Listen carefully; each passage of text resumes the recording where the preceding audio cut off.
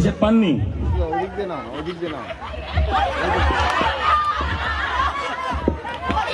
এটা কেচে নিতে হবে।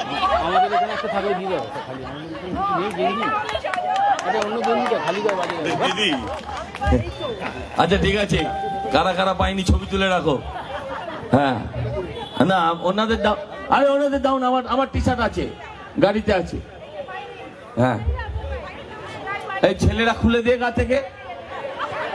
হ্যাঁ হ্যাঁ হ্যাঁ ঠিক আছে, দেবে দেবে দেবে। আরে পুজোয় পরে ঘুরবেন নাকি এটা? হ্যাঁ এমন করছে। কি হলো, কেমন হলো? ওজন কমলো? হাঁটুর ব্যথা গেল? Very good. একদিন করলে কিচ্ছু হবে না।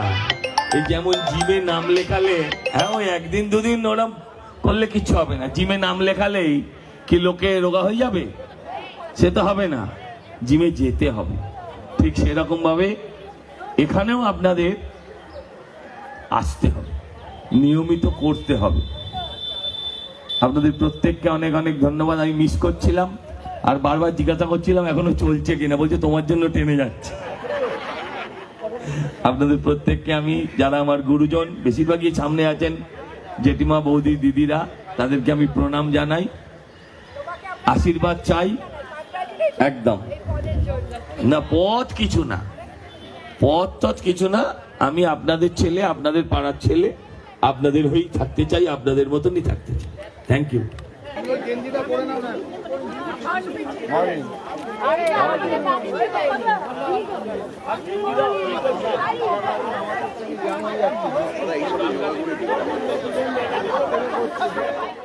রাজনীতিতে অনেক সময় বড় বক্তৃতা যতটা না প্রভাব ফেলে, তার থেকেও বেশি প্রভাব ফেলে কয়েক সেকেন্ডের একটি দৃশ্য, একটা ছবি, একটা মুহূর্ত, একটা আচরণ।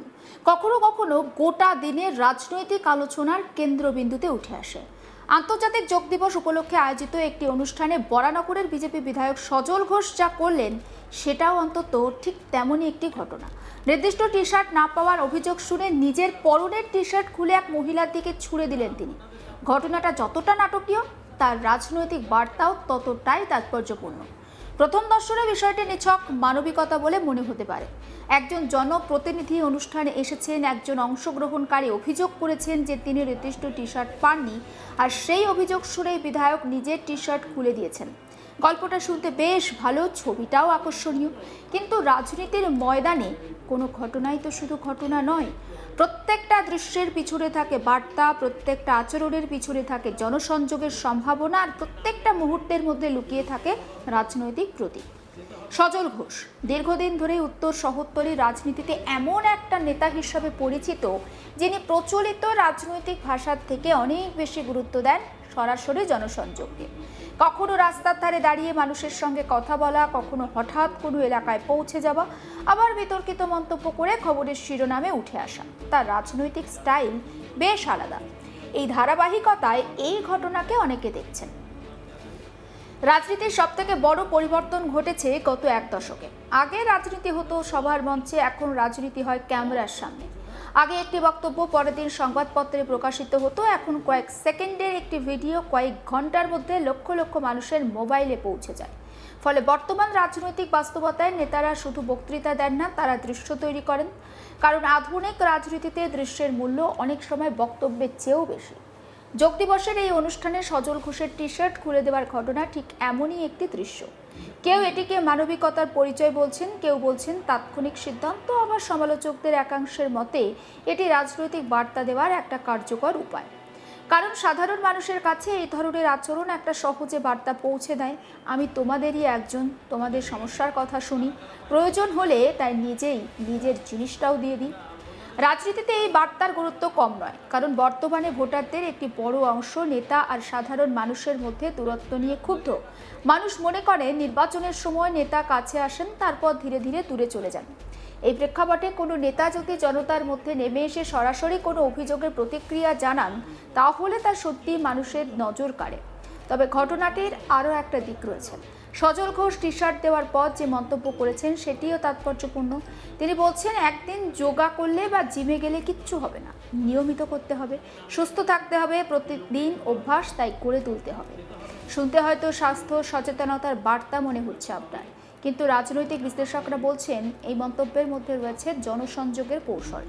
কারণ তিনি শুধু টি শার্ট দিয়ে থেমে যাননি, তিনি ঘটনাটিকে স্বাস্থ্য সচেতনতার আলোচনায় নিয়ে গিয়েছেন। অর্থাৎ একটি ছোট্ট অভিযোগকে তিনি বৃহত্তর সামাজিক বার্তার সঙ্গে যুক্ত করার চেষ্টা করেছেন। এটাই তো আসলে বর্তমান রাজনৈতিক যোগাযোগের নতুন ধারা। আগের দিনের নেতারা বক্তৃতায় নীতির ব্যাখ্যা করতেন, এখনকার নেতারা ছোট ছোট ঘটনার মাধ্যমে নিজেদের ভাবমূর্তি তৈরি করেন। কারণ ভোটাররাও এখন দীর্ঘ রাজনৈতিক তত্ত্বের চেয়ে বাস্তব আচরণ বেশি মনে রাখেন। এই ঘটনাটা নিয়ে সামাজিক মাধ্যমেও নানান প্রতিক্রিয়া হয়েছে। সমর্থকরা বলছেন একজন জনপ্রতিনিধির কাছ থেকে এমন আচরণ প্রত্যাশিত।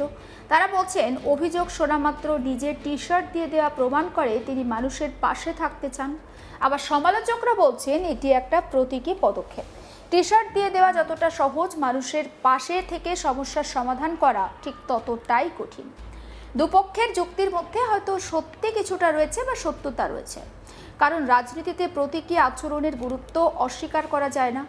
ইতিহাসে তো বহু নেতা ছোট ছোট প্রতীকী কাজের মাধ্যমে নিজেদেরকে জনপ্রিয় করেছেন। কখনো সাধারণ মানুষের বাড়িতে বসে তারা খেয়েছেন, কখনো রিকশায় চড়েছেন, কখনো চায়ের দোকানে আড্ডা দিয়েছেন। এসব তো রাজনৈতিক যোগাযোগের একটা অংশ। এগুলোর মাধ্যমে নেতারা বোঝাতে চান যে তারা সাধারণ মানুষের জীবনযাত্রার সঙ্গে যুক্ত। কিন্তু একই সঙ্গে এটাও সত্যি যে প্রতীকী আচরণ দীর্ঘদিন টিকে থাকে তখনই যখন তার সঙ্গে বাস্তব কাজের মিল থাকে। শুধুমাত্র ছবি দিয়ে রাজনীতি করা যায়, কিন্তু দীর্ঘমেয়াদে বিশ্বাস অর্জন করা যায় না। আসুন, যে ছবি নিয়ে এত কথা বলছি আরও একবার দেখাই আপনাদের। টি-শার্ট পাননি?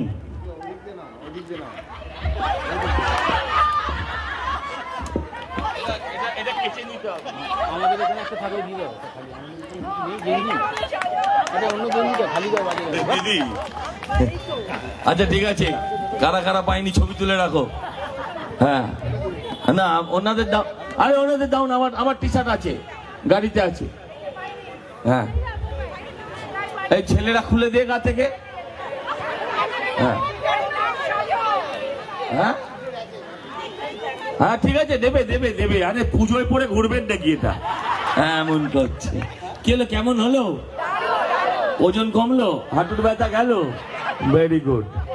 একদিন করলে কিচ্ছু হবে না। এই যেমন জিমে নাম লেখালে, হ্যাঁ ওই একদিন দুদিন ওরম করলে কিচ্ছু হবে না। জিমে নাম লেখালেই কি লোকে রোগা হয়ে যাবে? সে তো হবে না, জিমে যেতে হবে। ঠিক সেরকম ভাবে এখানেও আপনাদের আসতে হবে, নিয়মিত করতে হবে। আপনাদের প্রত্যেককে অনেক অনেক ধন্যবাদ। আমি মিস করছিলাম। সমস্ত আপডেট পৌঁছে দেবো আপনাদের কাছে। নজর রাখুন আজ তাক বাংলায়, সাবস্ক্রাইব করতে ভুলবেন না।